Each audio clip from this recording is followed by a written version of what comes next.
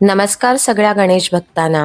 बाप्पासाठी आज आपण रवा आणि ओल्या खोबऱ्यापासून मोदक बनवूया. त्यासाठी तुपामध्ये रवा मंद आचेवर छान खमंग भाजून घेऊया. त्याच कढईत ओलं खोबरं 2 मिनिटे परतवून घेऊया. त्यामध्ये साखर घालून 2 ते 3 मिनिटे छान परतवून घेऊया. काजू बदाम मिक्स करून घेऊया. साखर वितळल्यानंतर त्यामध्ये वेलची पावडर घालून छान परतवून घेऊया. त्यामध्ये खमंग भाजलेला रवा मिक्स करून घेऊया.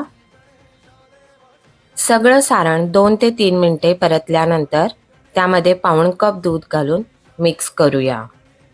पारंपरिक चव राखून एकदम छान असे रवा नारळ मोदक बनवले आहेत. सारण थोडं कोमट झाल्यानंतर मोदक साच्यात भरून मोदकाचा आकार देऊया. मग करताय ना असे मोदक. आणि हो, चॅनलला लाईक शेअर सबस्क्राईब करायला विसरू नका. थँक्यू.